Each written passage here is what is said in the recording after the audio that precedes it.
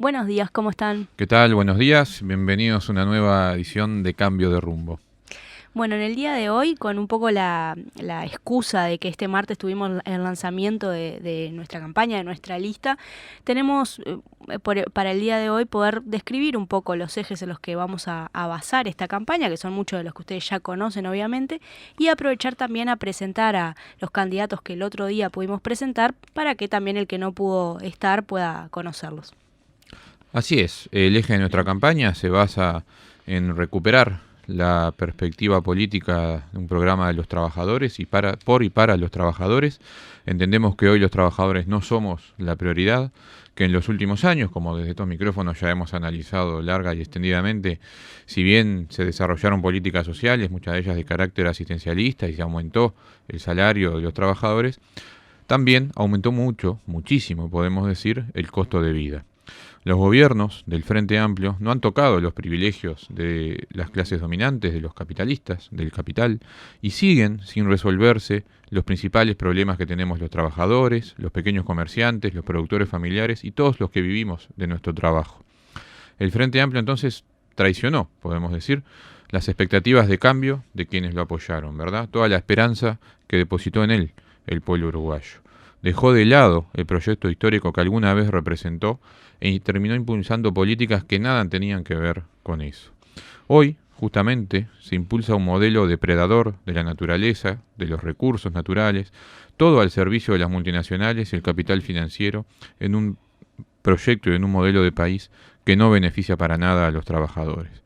También los que trabajamos somos los que sostenemos el Estado, pagando más impuestos, pero recibimos poco y estamos desprotegidos, ¿no? Mientras se utiliza el asistencialismo como solución permanente a los problemas, porque una cosa era atender la emergencia social tras la crisis del 2002 y otra que tras 15 años de gobierno del progresismo el asistencialismo se haya vuelto una política estable y permanente. Eso quiere decir que no se han resuelto los problemas de la pobreza de fondo, ¿no? Es por eso que desde esta perspectiva y esta introducción que acabo de hacer, basaremos nuestra plataforma electoral en lo que entendemos nosotros son los principales problemas que tienen hoy los trabajadores de nuestro país. Sí, primero antes de pasar a los temas concretos, algo que parece importante detallar es qué queremos decir cuando decimos que somos los trabajadores los que sostenemos el Estado. Básicamente, si uno mira lo que es la recaudación del Estado al día de hoy, 3/4 partes de lo que entra, es decir, 3 de cada 4 pesos que entran al Estado, o bien provienen del IVA, que lo pagamos todos los uruguayos, ¿verdad? Y en general, por ser las personas que viven de su trabajo, es decir, los trabajadores, los que tienen menos capacidad de ahorro, en definitiva gastan prácticamente su salario totalmente en consumo. Por ende, pagan el mayor porcentaje IVA, vamos a decir. Todos pagamos el 22%, pero si todo nuestro salario lo gastamos en consumo, el 22% de nuestro salario vuelve al Estado. Eso para ejemplificar brevemente. Y la otra parte, casi 1 de cada 4 pesos, proviene de el impuesto a los sueldos, que es el IRPF. Y nosotros ahí siempre hacemos la salvedad, porque se planteó como un impuesto que iba a redistribuir, que se le iba a cobrar a los que tenían más. Y en realidad lo que sucede al día de hoy es que paga más quien trabaja más, es decir, quien recibe mayor salario termina pagando más. Y a su vez, quienes reciben salarios muy abultados no tiene una correspondencia al aumento de este impuesto. Es decir, que al día de hoy lo que termina sucediendo es que las franjas de trabajadores y asalariados, lo que en algún momento se consideraba la clase media, digamos, son los que terminan subsidiando en gran parte este impuesto. Mientras que la otra parte del impuesto, que se supone que grava el capital, básicamente no entra nada, solo un 6%, si no recuerdo mal el número, de lo que entra al Estado. Parte explicado por lo mucho que se exonera el capital de pagar impuestos, ¿no? Mediante las zonas francas, mediante la ley de protección de inversiones, entre otros mecanismos jurídicos que han sido sostenidos en el tiempo para beneficiar al capital, ¿no? Exacto. Y lo otro es que cuando decimos que recibimos poco y estamos desprotegidos es porque después esa cantidad de impuestos que se nos cobran a los trabajadores, y trabajadores en un sentido amplio, ¿verdad? Quienes viven de su salario, los pequeños comerciantes, los pequeños productores, ¿verdad? Todos quienes nos reivindicamos como trabajadores y que no tenemos riqueza desde la cual, que o tenemos que incluso... trabajar. Exacto, que tenemos que trabajar para poder sobrevivir. Y todos esos, luego no vemos que el Estado nos devuelva, digamos, en buenos servicios o en buenas, yo qué sé, en los servicios públicos, ¿verdad? O salud, educación, sino que vemos que sistemáticamente la inversión en estas cuestiones ha ido disminuyendo, ¿verdad? Esto como simplemente para profundizar sobre este aspecto. Luego podemos entrar en lo que son para nosotros los ejes de campaña y los temas fundamentales. En esta etapa hemos elegido 4 como fundamentales, pero no es que sean los únicos, ¿verdad? Sino que los que entendemos que están más también en preocupación o son una preocupación más latente de la gente. Primero, obviamente, como justamente estamos hablando desde la perspectiva de los trabajadores, de quienes tenemos que trabajar para poder vivir, el trabajo es la preocupación tal vez central, ¿verdad? Y hay un tema que es muy importante, que es que el futuro del trabajo es incierto. En estos últimos años hemos visto cómo se han perdido miles de empleos y han, por otro lado, aumentado las tercerizaciones y los trabajos precarios. Es decir, hoy la perspectiva laboral que hay en nuestro país, por ejemplo, sobre todo si uno es joven, pero incluso si no forma parte de, digamos, si es mayor a 30 años pasa lo mismo, las perspectivas laborales son bastante complicadas. Uno, cuando se queda sin trabajo o se pone a buscar trabajo, ya sabe que lo que hay para ofrecer es o lugares de alta rotación, como son muchos de los trabajos tercerizados, ¿verdad? De limpieza, de seguridad, servicios tercerizados en otras dependencias, es decir, uno no termina siendo trabajador de un lugar, sino de una empresa que provee recursos humanos. Eso tiene que ver además, la calidad en definitiva del empleo en nuestro país, tiene que ver además con la visión de país que han tenido quienes han gobernado prácticamente desde el retorno democrático hasta ahora, ¿no? Justamente porque en eso, como hemos insistido, volveremos a insistir, los 3 partidos mayoritarios no difieren en nada en cuanto a qué visión tienen del país insertado en el mundo. Un país primarizado, un país con un escaso tejido industrial, un país que genera poco valor agregado, que va extranjerizando su aparato productivo, y las consecuencias se ven en la calidad del empleo, ¿no? A medida que vamos perdiendo el valor que agrega nuestra economía, es decir, ya no tenemos transferencia de tecnología, de conocimientos y demás, y ahora vamos a ver cómo eso tiene impactos en otras áreas de la vida cotidiana, lo que va produciendo es esto, ¿verdad? Empleos de mala calidad, precarización laboral, tercerizaciones, y en definitiva una baja de la calidad de vida en general de los trabajadores, como bien dijo Valeria, entendiendo por trabajadores todos los que vivimos de nuestro trabajo, los que tenemos que trabajar. Ese es el trasfondo, ¿verdad? Y aquí podemos entonces explicar, con esta falta de perspectiva para los jóvenes, con esta precarización de la vida, también cómo se va precarizando y perdiendo valores en general, ¿verdad? Podemos hablar de lo que tiene que ver con la calidad de la enseñanza, que ha empeorado, pero que ha empeorado como consecuencia del modelo económico, porque un modelo cada vez más primarizado requiere cada vez menos conocimiento, ¿verdad? Por eso es que por más que se prometa, termina no invirtiéndose ni en educación ni en investigación, ¿no? El gobierno que no cumple con el presupuesto, que no cumple con jerarquizar la función docente, que no cumple con otorgar real autonomía y cogobierno a la educación pública, no ha encontrado otra excusa que echarle la culpa a las maestras, a los profesores, sin cumplir con lo que prometió, ¿no? Nosotros entendemos que hay que jerarquizar justamente la tarea de maestros y profesores con salarios y condiciones dignas y garantizar mediante becas y otros mecanismos también un acceso igualitario a la educación que asegure oportunidades para todos, porque lo otro terrible que está ocurriendo hoy son las enormes diferencias en el acceso a una buena educación que termina traduciéndose en diferencias en una desigualdad muy fuerte de oportunidades a futuro. Hacemos un paréntesis acá porque esta pérdida de valores y este detrimento de cómo viene la educación pública tiene impactos que vemos todos los días alarmantes, ¿no? Como las agresiones a los docentes, la particular. Nos queremos solidarizar con la maestra agredida en el día de ayer en la escuela Sanguinetti porque además de estar mal por razones obvias, muestra el deterioro en cuanto a los valores sociales que se está produciendo, ¿no? Este deterioro también tiene que ver con los problemas de inseguridad. Los problemas de inseguridad no se resuelven. Creo que todos entendemos que la delincuencia y la violencia están asociadas siempre, son inherentes a un sistema que se basa en la explotación del ser humano, en un sistema que se basa en la apropiación del trabajo ajeno, pero entendemos también que más allá de comprender cabalmente las causas del problema, hoy en materia de seguridad hay problemas que no se resuelven, que hemos retrocedido y que justamente somos los trabajadores también los más afectados, ¿no? Son los trabajadores los que están más expuestos, tanto en nuestros hogares en general, ¿verdad? Porque quienes pueden pagar, como muchos otros servicios, quienes pueden pagar la seguridad la pagan y quienes no pueden tienen que modificar sus costumbres cotidianas de vida, como también más expuestos en sus lugares de trabajo, ¿no? Como los muchos casos de asaltos violentos que hemos visto. Hemos planteado desde aquí ya que uno de los problemas, no el único, pero uno de los problemas son el sistema carcelario y las megacárceles, que hoy no rehabilitan a nadie, que son un caldo de cultivo fermental para aumentar la delincuencia y la violencia social, y para nosotros hay que terminar con eso y crear centros de rehabilitación que se basen en el trabajo y la educación. Pero que la solución de fondo es con empleos de calidad, que garanticen una vida digna y den perspectivas a los jóvenes.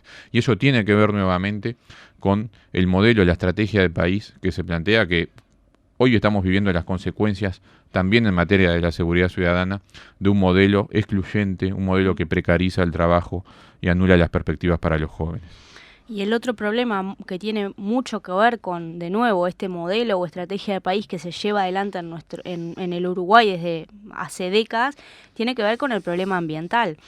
Todo el objetivo de sacar más lucro de esta forma digamos, de explotación que tiene en nuestro país las distintas empresas y el agro, ha llevado a una contaminación muy importante, ¿verdad? En particular el modelo de la soja y la celulosa, así como también la falta de control que hay en el uso de los agroquímicos, ¿verdad? Digamos, desde el Estado haciendo la vista gorda a lo que hacen los empresarios. Está contaminando efectivamente nuestros suelos y nuestra agua. Lo hemos visto el verano pasado con la llegada de las cianobacterias, e incluso no tan en verano, ¿no? Porque en verano hay condiciones óptimas para el crecimiento de las cianobacterias, pero también en otros momentos, en otras temporadas, también allí las vemos. Y eso es un claro ejemplo que ya la contaminación no da para más, ¿verdad? Hay que cambiar este modelo, ¿no? Hay que, en particular nosotros, regular, lo que planteamos es regular y limitar el uso de agroquímicos, incluyendo los delitos ambientales en el Código Penal. Para nosotros este delito es asimilable a cualquier otro y por ende quien lo lleva adelante tiene que pagar, ¿verdad? Y bueno, ni que hablar, volver a reivindicar la necesaria anulación del contrato nefasto que firmó el gobierno con UPM, así como la derogación de la ley de riego, ¿verdad? Así es. Por lo tanto, nuestro eje central tiene que ver con el proyecto de país, con la forma en que el Uruguay se inserta en el mundo y por lo tanto con la recuperación de la industria nacional a partir de la riqueza que el trabajo uruguayo genera hoy, pero que lamentablemente se está yendo a los bolsillos de los que siempre se la llevaron o a beneficiar a los capitales extranjeros, ¿no? Efectivamente, y para eso reivindicaremos siempre un rol activo del Estado como motor del desarrollo nacional. Ahora bien, las consecuencias actuales se traducen en los principales problemas. La educación, la inseguridad, los problemas medioambientales no son problemas independientes, sino que son consecuencias directas del mal rumbo que se ha tomado para nuestro país y que nosotros nos proponemos cambiar, ¿verdad? Por eso, los trabajadores, los que vivimos en nuestro trabajo, tenemos que levantar un programa propio que nos represente, que ponga sobre la mesa nuestra visión de sociedad, nuestras demandas y reivindicaciones. Es claro que hoy el sistema político tiene un gran desprestigio, ¿no? Que los grandes partidos son dirigidos por cúpulas, donde la corrupción y la mentira además son moneda corriente y donde la campaña electoral se desarrolla con una tremenda superficialidad y nunca atacando los problemas de fondo. La Unidad Popular, donde estamos muy conformes de estar participando desde hace ya 2 años, es un partido además austero. A nosotros, ni a Compromiso Socialista, ni a la Unión Popular, nos financian grandes grupos de poder y por eso no estamos atados ni comprometidos con nadie, ¿no? Estamos construyendo una izquierda nueva que pueda criticar, que pueda llevar propuestas con independencia de cualquier gobierno de turno, que promueva medidas concretas que mejoren la situación de los trabajadores en cuanto a los temas que estamos planteando, de trabajo, educación y seguridad. Y planteamos además, como hemos planteado públicamente en esta última semana, un plan de desarrollo industrial que apueste a tener capacidades nacionales propias, que genere trabajo de calidad. Queremos que la política no esté alejada de la gente, que los políticos rindan cuentas además de lo que hacen y cumplan lo que prometen, todo lo que dicen en la campaña electoral. Necesitamos también, por supuesto, un movimiento sindical independiente, muy distinto a lo que estamos viendo hoy, que realmente defienda a los trabajadores. Nosotros, vamos a decirlo siempre, tenemos muy claro de qué lado estamos, con los uruguayos y uruguayas honestos y trabajadores. Por eso, como hemos planteado siempre desde estos micrófonos, tenemos que enfrentar la resignación que genera el desprestigio que se tiene hoy de la política, ¿no? Necesitamos la rebeldía porque creemos y estamos convencidos que es posible otro Uruguay, y por eso planteamos este eje de campaña para proponer en definitiva apoyar a Compromiso Socialista y la Unidad Popular en estas elecciones. Y aprovechando que hace 2 días hicimos la presentación de nuestra lista, que es el equipo con el cual nos presentaremos a las elecciones, queremos presentar brevemente a cada uno de los compañeros, ¿no? Obviamente, el primero, el candidato a presidente de toda la Unidad Popular, el maestro Gonzalo Abella, estuvo recién en estos micrófonos.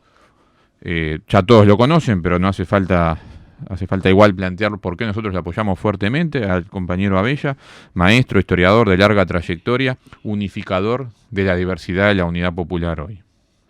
Bueno, también estuvo presente el otro día Gustavo López, que es el candidato a vicepresidente, ¿no? También todos lo conocen, lo han escuchado largamente en estos micrófonos. También tiene una larga trayectoria en el movimiento sindical y en diversos colectivos de derechos humanos y de educación popular. Luego tuvimos el agrado de presentar a quienes van a estar en nuestra lista de senadores con mucho agrado. En primer lugar a Roberto Kramerman, también lo conocen y lo han escuchado la semana pasada en estos micrófonos.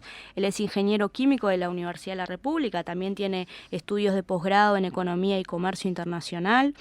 Actualmente se desarrolla como docente en la Facultad de Ingeniería, pero probablemente lo más conocido, por la razón por la que nos conozcan, es que fue ministro de Industria, ¿verdad?, Energía y Minería durante el periodo 2010-2015. Luego la otra persona que tuvimos el agrado de presentar es Marita Rodríguez. Así es, María Irma, pero conocida por todos como Marita. Es para nosotros una alegría que se haya sumado y podamos presentarla como parte del equipo de Compromiso Socialista. Es una militante social, ha estado en estos micrófonos también, de los trabajadores de la seguridad social desde su refundación en el año 84. Es una militante activa de las cooperativas de vivienda de FUCBAN. Lideró la campaña contra las AFAPs y por la reivindicación de los cincuentones, y ha sido una de las principales denunciantes ante la Comisión Investigadora Parlamentaria sobre las irregularidades del FONASA. Bueno, también estuvimos nosotros, ¿no? ¿Verdad? Federico Kramerman, que supongo que lo conocen, también lo han escuchado de estos micrófonos, es candidato a diputado por nuestra lista, la lista 565, es ingeniero industrial y posee también una amplia militancia social desde que era estudiante, luego como trabajador, ahora también en su trabajo, incluso llevando adelante actuaciones en el Consejo Directivo Central de la Universidad durante varios años.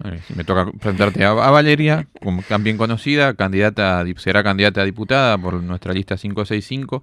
Tiene una larga experiencia en el movimiento estudiantil también y en defensa de los derechos de las mujeres, y con quien junto a Valeria hemos compartido la integración del Consejo Directivo Central de la Universidad de la República.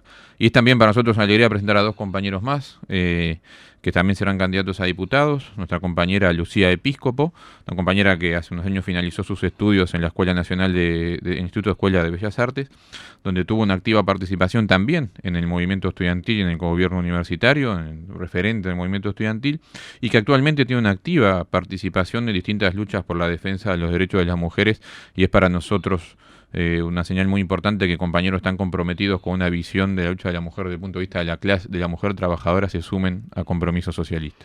Exacto, y el último compañero que también presentamos el otro día es Diego Pereira, que es estudiante de Ingeniería, también actualmente secretario ejecutivo de la Federación de Estudiantes Universitarios, es decir, tiene una larga trayectoria en la militancia estudiantil. En eso ha trabajado en diversos temas, como temas medioambientales, en contra de la ley de riego, por ejemplo, militando en contra, o sea, con respecto a los derechos de autor, derechos humanos, entre muchos otros temas. Es decir, como decía Federico, compañeros que nos hemos encontrado en la lucha, ¿verdad? En trabajando en esto, en muchos de estos temas, como en contra de a favor de la derogación de la ley de riego o muchas otras de este tipo de luchas que obviamente nos encontramos en la calle, pero luego también formamos parte de esta organización con el objetivo de tener una perspectiva política desde el punto de vista de los trabajadores. Así es, ¿verdad? Y esto es lo que el equipo de Compromiso Socialista que se presenta en las elecciones quiere reflejar: su composición proveniente del movimiento social, de distintos compañeros que llegan desde distintas experiencias pasadas para unirnos todos en lo que va a ser luchar por los intereses de los trabajadores. Si tenemos suerte en estas elecciones y nos va bien, suerte o éxito en la campaña electoral será también desde el Parlamento, pero será siempre codo a codo con cada uno de los compañeros defendiendo los intereses de los trabajadores. Esa es nuestra perspectiva hacia las elecciones nacionales de octubre. Hasta el próximo jueves. Muchas gracias.